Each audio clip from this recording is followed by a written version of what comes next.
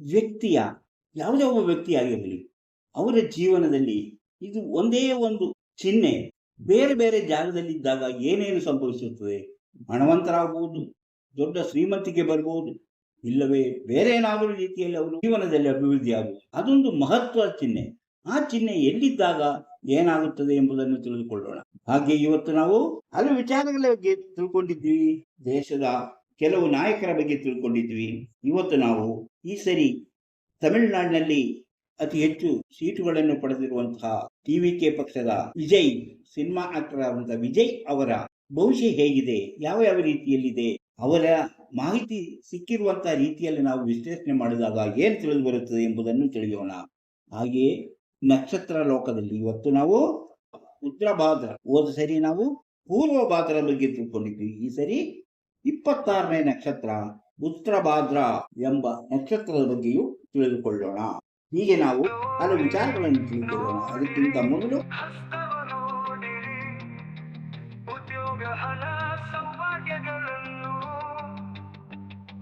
ತಿಳಿಯಲು ನಿಮ್ಮ ಹಸ್ತ ನೀವೇ ನೋಡಿ, ಕೈಯಲ್ಲದು ನಿಮ್ಮ ಜೀವನ.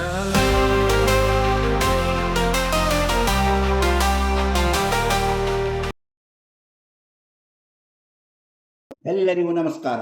ಮಾಣಿಯ ಟೈಮ್ಸ್ ಯೂಟ್ಯೂಬ್ ಚಾನಲ್ಗೆ ನಿಮ್ಗೆಲ್ಲರಿಗೂ ಸ್ವಾಗತ. ಇವತ್ತಿನ ನಮ್ಮ ವಿಚಾರ ಹೇಳಿದ್ನಲ್ಲ, ಒಂದು ಚಿಹ್ನೆ, ಒಂದು ನಕ್ಷತ್ರ ಚಿಹ್ನೆ ಇರ್ಬೋದು. ಆ ಚಿಹ್ನೆ ಯಾವ ಪರ್ವದಲ್ಲಿ ಅಥವಾ ಹಸ್ತದ ಯಾವ ಭಾಗದಲ್ಲಿ ಇದ್ದಾಗ ಯಾವ ರೀತಿಯ ಫಲಗಳನ್ನು ನಾವು ನಿರೀಕ್ಷೆ ಮಾಡಬಹುದು ಎಂಬುದನ್ನು ತಿಳಿದುಕೊಳ್ಳೋಣ.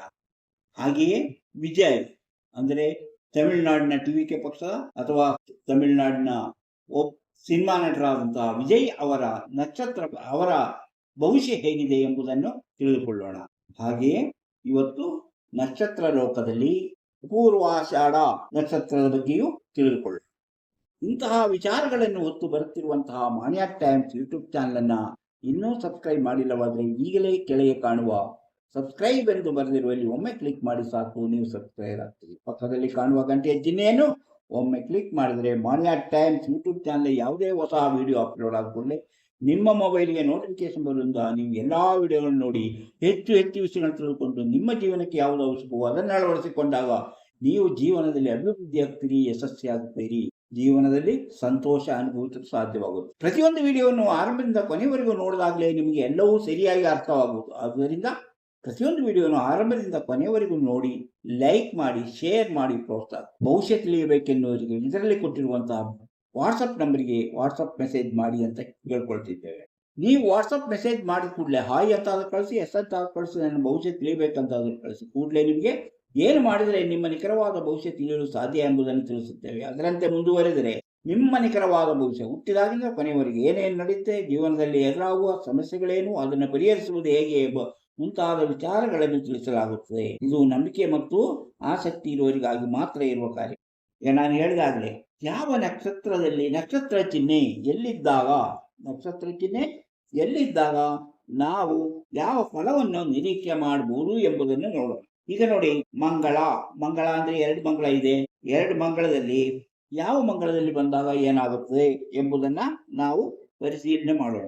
ಈಗ ನೋಡಿ, ಈ ಮಂಗಳ, ಇದು ಮಂಗಳ 1 ಅಂತ ಇಲ್ಲಿ ಬರುತ್ತೆ. ಇದು ಮಂಗಳ 1. ಇಲ್ಲಿ ಒಂದು ನಕ್ಷತ್ರ ಚಿಹ್ನೆ ಇದ್ರೆ ಏನಾಗುತ್ತೆ ಅದ್ರ ಫಲ?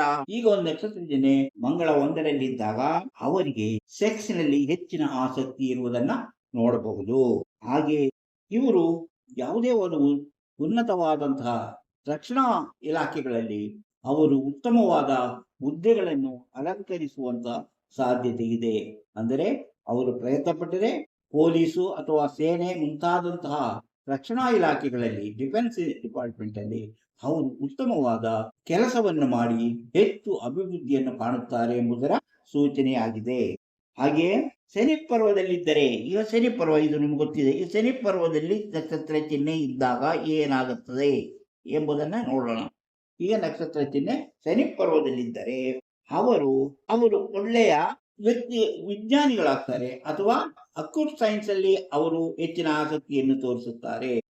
ಅಕ್ಯೂಟ್ ಸೈನ್ಸ್ ಅಂದ್ರೆ ಅದೇ ಜ್ಯೋತಿಷ, ಮಂತ್ರ, ಮಾಟ ಇಂಥ ವಿಚಾರಗಳನ್ನ ಅಕ್ಯೂಟ್ ಸೈನ್ಸ್ ಅಂತ ಹೇಳ್ತೀವಿ. ಅದರಲ್ಲಿ ಇವರು ಹೆಚ್ಚಿನ ಆಸಕ್ತಿಯನ್ನ ಮಾಡುತ್ತಾರೆ. ಬುಧ ಪರ್ವದಲ್ಲಿದ್ದರೆ, ಈಗ ನೋಡಿ ಬುಧ ಪರ್ವದಲ್ಲಿ ನಕ್ಷತ್ರ ಚಿಹ್ನೆ ಇದ್ರೆ, ಇದು ಹಲವಾರು ಸರಿ ನಾನು ಹೇಳಿದ್ದೀನಿ ಏನು ಇದರಲ್ಲಿದ್ದಾಗ ಏನು, ಬುಧ ಪರ್ವದಲ್ಲಿ ನಕ್ಷತ್ರ ಚಿಹ್ನೆ ಇದ್ದಾಗ ಇವರಿಗೆ ಕಮ್ಯುನಿಕೇಶನ್ ಸ್ಕಿಲ್ ಉತ್ತಮವಾಗಿರುತ್ತದೆ. ಅವರು ಹೇಗೆ ಮಾತಾಡಬೇಕು, ಹೇಗೆ ವ್ಯವಹರಿಸಬೇಕು ಎಂಬುದನ್ನು ಅರ್ಥಕೊಂಡಿದ್ದಾರೆ, ಸಂಶೋಧನೆಗಳನ್ನ ಮಾಡುತ್ತಾರೆ. ಅದು ಹಾಗೆ ಇವರು ಉತ್ತಮವಾದ ರೀತಿಯಲ್ಲಿ ಬಿಸಿನೆಸ್ ಮಾಡಿದರೆ ಇವರಿಗೆ ಹೆಚ್ಚಿನ ಲಾಭ ತರುವುದು, ಇವರು ಹೆಚ್ಚಿನ ಜೀವನದಲ್ಲಿ ಅಭಿವೃದ್ಧಿಯನ್ನು ಕಾಣುವರು. ಫೈನಾನ್ಷಿಯಲ್ ಇವರು ಅಂದ್ರೆ ಆರ್ಥಿಕವಾದ ಅಭಿವೃದ್ಧಿಯನ್ನ ಇವರು ಬಲಬೇಗನೆ ಪಡ್ಕೊಳ್ಳುತ್ತಾರೆ ಎಂಬುದರ ಸೂಚನೆ. ಈಗ ನೋಡಿ, ಈಗ ನಾವು ಮಂಗಳ 1ರಲ್ಲಿ ಹೇಳಿದ್ದು, ಮಂಗಳ 2. ಮಂಗಳ 2ರಲ್ಲಿ ಈ ತರ ನಕ್ಷತ್ರ ಚಿಹ್ನೆ ಇದ್ದರೆ, ಮಂಗಳ 2ರಲ್ಲಿ ನಕ್ಷತ್ರ ಚಿಹ್ನೆ ಇದ್ದರೆ ಇವರು ಜಮೀನಿಗೆ ಸಂಬಂಧಪಟ್ಟಂತಹ ವ್ಯವಹಾರದಲ್ಲಿ, ರಿಯಲ್ ಎಸ್ಟೇಟ್ ಮುಂತಾದ ವ್ಯವಹಾರದಲ್ಲಿ, ಇಲ್ಲವೇ ಕೈಗಾರಿಕೆಗಳಿಂದ ಹೆಚ್ಚಿನ ಜೀವನಾಭಿವೃದ್ಧಿಯನ್ನು ಅನುಭವಿಸುತ್ತಾರೆ.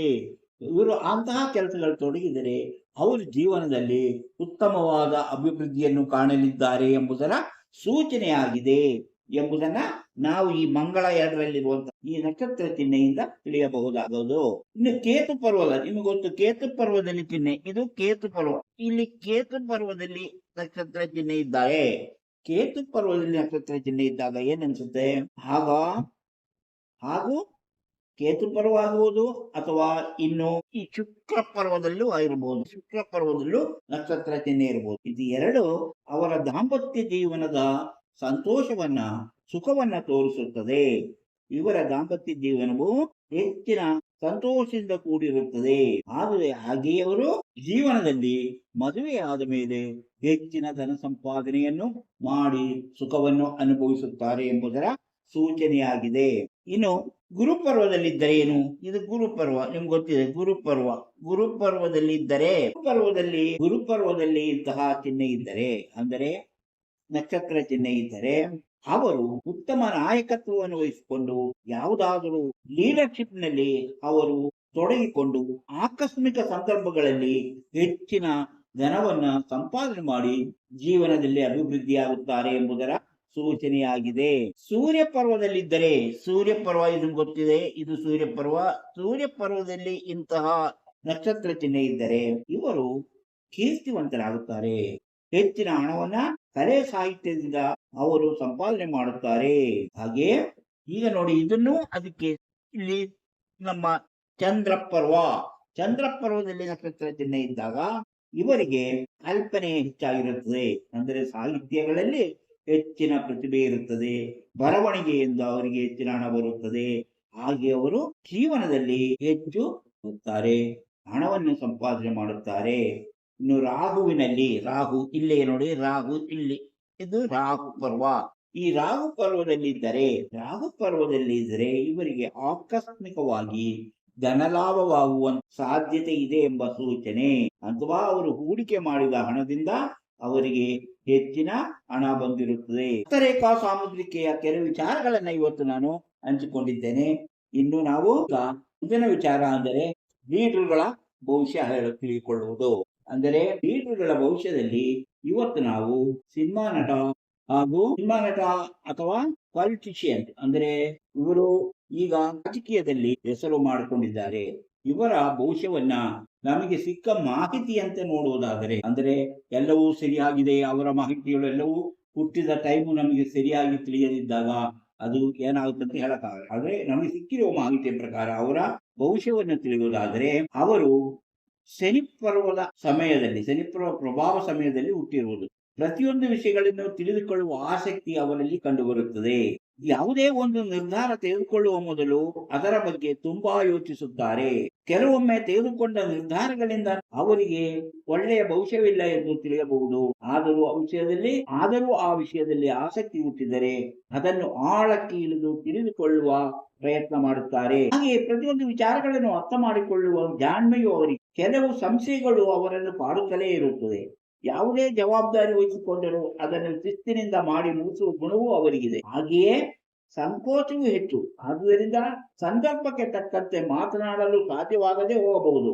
ಆದರೆ ಸರಿಯಾದ ಅವಕಾಶ ಮತ್ತು ಅವಶ್ಯಕತೆ ಇದ್ದರೆ ಯಾರ ಎದುರಿನಲ್ಲಿ ಬೇಕಾದರೂ ಅಭಿಪ್ರಾಯ ಮಂಡಿಸಲು ಅವರಿಗೆ ಯಾವುದೇ ಸಂಕೋಚವಿಲ್ಲ. ಎಲ್ಲದಕ್ಕೂ ಪರಿಸ್ಥಿತಿ ಹೊಂದಿಕೆಯಾದರೆ ಅವರು ಯಶಸ್ವಿಯಾಗುತ್ತಾರೆ. ಸ್ವಂತಿಕೆಯನ್ನು ಬಿಟ್ಟುಕೊಡಲು ಅವರು ಸಿದ್ಧರಲ್ಲ. ಆದುದರಿಂದ ಕೆಲವೊಮ್ಮೆ ಸೆಳೆದು ನಿಲ್ಲುವ ಗುಣ ಅವರಿಗಿದೆ. ಕಲಾ ಪ್ರತಿಭೆ ತುಂಬಾ ಚೆನ್ನಾಗಿದ್ರೆ ಸರಿಯಾದ ಪ್ರೋತ್ಸಾಹ ಇಲ್ಲದೆ ಹೋದರೆ ಅದರಲ್ಲಿ ಬೆಳೆಯಲು ಸಾಧ್ಯವಿಲ್ಲ. ಆದರೆ ಅವರಿಗೆ ಸರಿಯಾದ ಪ್ರೋತ್ಸಾಹ ಸಿಕ್ಕಿದ್ರಿಂದ ತಮ್ಮಲ್ಲಿರುವ ಕಲಾ ಪ್ರತಿಭೆಯನ್ನು ಹೊರತರಲು ಸಾಧ್ಯವಾಯಿತು. ಸಾಮಾನ್ಯವಾಗಿ ಮಾತನಾಡುವಾಗ ಆಕರ್ಷಕವಾಗಿ ಜನರೊಂದಿಗೆ ಮಾತನಾಡುತ್ತಾರೆ. ವಾಕ್ಚಾತುರ್ಯವನ್ನು ಅವಶ್ಯಕತೆಗಾಗಿ ಬಳಸಲು ಅವರಿಗೆ, ಹಾಗೆಯೇ ಬೇರೆಯವರ ಮೇಲೆ ಕೋಪ ಬಂದರೆ ಹಠಯೋಗಿಯಂತೆ ಸೇಡು ತೀರಿಸಿಕೊಳ್ಳುವ ಛಲ ಅವರಿಗಿದೆ. ಅಲಂಕಾರ ಪ್ರಿಯರಾದ ಅವರು ಯಾವಾಗಲೂ ಅಲಂಕಾರವಾಗಿ ಕಾಣಬೇಕೆಂದು ಬಯಸುತ್ತಾರೆ. ಧನ ಸಂಪಾದನೆಗೆ ಹಲವು ದಾರಿಗಳಿವೆ. ಶ್ರಮದಿಂದ ದುಡಿದು ಬದುಕುವಾಗ ಅವರ ಯಶಸ್ಸು ಕಂಡು ಗೆಳೆಯರು ಕೂಡ ಆಶ್ಚರ್ಯ ಪಡುವಂತಹ ರೀತಿಯಲ್ಲಿರುತ್ತದೆ. ಹಣ ಖರ್ಚು ಮಾಡುವಲ್ಲೂ ಲೆಕ್ಕ ಇಡುವ ಗುಣದವರಲ್ಲ. ಆದುದರಿಂದ ದುಡಿದ ಹಣ ದುಂದು ವೆಚ್ಚವಾಗಿ ಹಣ ಕರಗಿ ಅವಶ್ಯಕತೆಗೆ ಹಣ ಇಲ್ಲದಂತಾಗುವಂತ ಸಂದರ್ಭವೂ ಎದುರಾಗಬಹುದು. ಆದುದರಿಂದ ದುಡಿದ ಹಣ ಹೇಗೆ ಖರ್ಚು ಮಾಡಬೇಕೆಂಬುದನ್ನು ಅವರು ತಿಳಿದುಕೊಂಡರೆ ಉತ್ತಮ. ಯಾಕಂದ್ರೆ ಹಣ ಉಳಿಸುವ ಬಗ್ಗೆ ಅವರಿಗೆ ಯೋಚಿಸಲು ಆರಂಭಿಸಿದರೆ ಅವರು ಜೀವನದಲ್ಲಿ ಧನಾಭಿವೃದ್ಧಿಯನ್ನು ಬಗ್ಗೆ ಹಿಂತಿರುಗಿ ನೋಡುವಂತ ಅವಶ್ಯಕತೆ ಇಲ್ಲ. ಸತ್ಯ, ನ್ಯಾಯ, ಧರ್ಮನಿಷ್ಠರಾದ ಅವರಿಗೆ ದುಡುಕು ಸ್ವಭಾವ ಇರುವುದರಿಂದ ಗೆಳೆಯರ ಮಾತು ಕೇಳಿ ಮುನ್ನುಗ್ಗಿ ಹೋಗಿ ನಷ್ಟ ಮಾಡಿಕೊಳ್ಳುವಂತಹ ಸಾಧ್ಯತೆಯೂ ಇದೆ. ಮನಸ್ಸು ಒಂದು ರೀತಿ ಯೋಚಿಸುತ್ತದೆ, ಆದರೆ ದೇಹ ಮತ್ತೊಂದು ರೀತಿಯಲ್ಲಿ ಕೆಲಸ ಮಾಡುವುದರಿಂದ ಕೆಲಸಗಳಲ್ಲಿ ಸೋಲಾಗುತ್ತದೆ. ಹೀಗೆ ಸೋಲಾದಾಗ ಅದರ ಬಗ್ಗೆ ಗೆಳೆಯರು ಸಹ ನಗುತ್ತಾರೆ. ಹಿತಶತ್ರುವಿನಂತಹ ಜನರು ಸುತ್ತಲೂ ಇರುತ್ತಾರೆ. ಆದರೆ ಅದೇ ಜನರು ಅವರ ಅಭಿವೃದ್ಧಿ ಕಂಡಾಗ ಆಶ್ಚರ್ಯದಿಂದ ಅವರ ಬಗ್ಗೆ ಆಶ್ಚರ್ಯ ಪಡುತ್ತಾರೆ. ಬೇರೆಯವರಿಗೆ ಸಹಾಯ ಮಾಡುವುದರಲ್ಲೂ ಅವರು ಸಂತೋಷ ಕಾಣುತ್ತಾರೆ. ಶತ್ರುಗಳನ್ನು ಸಹ ಸ್ನೇಹಿತರಂತೆ ಕಾಣುವ ಅವರಲ್ಲಿ ಇರುವ ಗುಣವನ್ನು ನಾವು ನೋಡಬಹುದು. ಕಳೆದು ಹೋದ ದಿನಗಳ ಕಷ್ಟ ನಷ್ಟಗಳನ್ನು ನೆನೆದು ದುಃಖಿಸುವ ಗುಣವೂ ಅವರಿಗಿದೆ. 27ನೇ ವಯಸ್ಸಿನೊಳಗೆ ಅವರಿಗೆ ಜೀವನದಲ್ಲಿ ಒಂದು ತಿರುವನ್ನು ಕಾಣುವಂತ ಸಾಧ್ಯತೆ. ಹಾಗೆಯೇ ಅವರು ನಂಬಿಕೊಂಡಂತೆ ಅವರು ಒಳ್ಳೆಯ ನಟರಾಗಿ ಬೆಳೆಯುವಂತಹ ಸಾಧ್ಯತೆ ಆ ಕಾಲದಲ್ಲಿ ಕಂಡುಬರುತ್ತದೆ.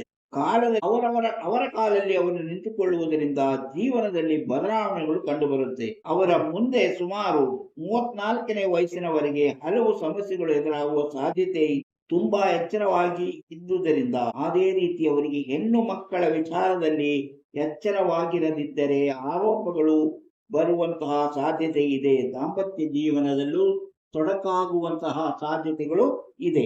ಆದುದರಿಂದ ಅವರು ಹೆಚ್ಚು ಜೀವನದಲ್ಲಿ ನಿಯಂತ್ರಣ ಪಾಲಿಸುವುದು ಅವಶ್ಯಕ. ಅವರ ದಾಂಪತ್ಯ ಜೀವನದ ಸಮಸ್ಯೆಗಳನ್ನು ಎದುರಿಸಲು ಒಂದು ವೇಳೆ ಇಂತಹ ಕಷ್ಟ ನಷ್ಟಗಳನ್ನು ಅನುಭವಿಸುವ ಸಾಧ್ಯತೆ ಇದೆ. ಹಾಗೆಯೇ ಅವರು ಹಲವು ರೀತಿಯ ಸಮಸ್ಯೆಗಳನ್ನು ಜೀವನದಲ್ಲಿ ಎದುರಿಸುವಂತಹ ಪರಿಸ್ಥಿತಿ ಎದುರಾಗಬಹುದು. ಕೆಲಸವನ್ನು ಬದಲಾಯಿಸುವಂತಹ ಒಂದು ಸ್ಥಿತಿ ಈ ಸಮಯದಲ್ಲಿ ಬರಬಹುದು. 8 ವರ್ಷಗಳ ಕಾಲ ಈ ರೀತಿಯ ಸಮಸ್ಯೆಗಳು ಮುಂದುವರಿಯುವ ಸೂಚನೆಗಳು ಕಾಣಿಸುತ್ತೆ. ಆವರೆಗೆ ಯಾವುದೇ ಹೊಸ ಕೆಲಸ ಕಾರ್ಯಗಳನ್ನು ಆರಂಭಿಸದೇ ಇದ್ದರೆ ಉತ್ತಮ. ಆ ಮುಂದಿನ ಅನುಗುಣವಾಗಿ ಜೀವನದಲ್ಲಿ ಯಾವ ವಯಸ್ಸಿನಲ್ಲಿ ಏನು ನಡೆಯಬಹುದು ಎಂದು ನೋಡೋಣ. ಇಲ್ಲಿ ಹೇಳಿರುವಂತಹ ಅಂದಾಜು ವಯಸ್ಸು ಆದುದರಿಂದ 1-2 ವಯಸ್ಸು ಆಚೆ ಈಚೆ ಆಗಬಹುದು ಎಂಬುದನ್ನ ಹೇಳುತ್ತೆ. ಹುಟ್ಟಿ ಸುಮಾರು 9 ವರ್ಷಗಳ ಕಾಲ ತುಂಬಾ ತುಂಟರಾಗುತ್ತಾರೆ. ಮನೆ ಮತ್ತು ಶಾಲೆಯಲ್ಲಿ ಅವರ ವಿರುದ್ಧ ದೂರುಗಳು ಬಂದಿರುವ ಸಾಧ್ಯತೆ ಕಾಣಿಸುತ್ತದೆ. ಕೆಲವು ಆರೋಗ್ಯ ಸಮಸ್ಯೆಗಳು ಅವರನ್ನು ಕಾಡಿರಬಹುದು. ಬಿದ್ದು ಗಾಯ ಮಾಡಿಕೊಳ್ಳುವುದು, ಚರ್ಮ ರೋಗ ಮುಂತಾದ ಸಮಸ್ಯೆಗಳನ್ನು ಕಾಡಿರಬಹುದು.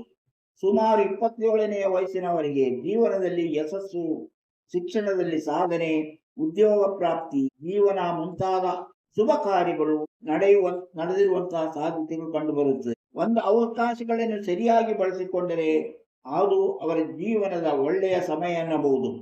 ಮುಂದೆ 8 ವರ್ಷಗಳ ಕಾಲ ಅಂದರೆ 30ನೇ ವಯಸ್ಸಿನವರೆಗೆ ಜೀವನದಲ್ಲಿ ದೋಷ ಫಲಗಳೇ ಹೆಚ್ಚಾಗಿ ಕಾಣಿಸುತ್ತದೆ. ಅದರಲ್ಲೂ ಮೊದಲು 3 ವರ್ಷಗಳ ಕಾಲ ಹಲವು ರೀತಿಯ ಸಮಸ್ಯೆಗಳು ಎದುರಾಗಿರಬಹುದು.